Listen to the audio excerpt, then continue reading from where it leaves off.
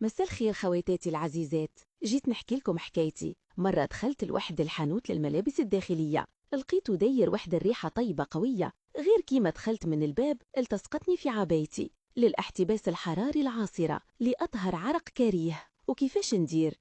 شديت ديريكت واحد سترينج الأول اللي جابين عنيا وخديته، قلت معليش نقيسه ودخلت لغرفة القياس.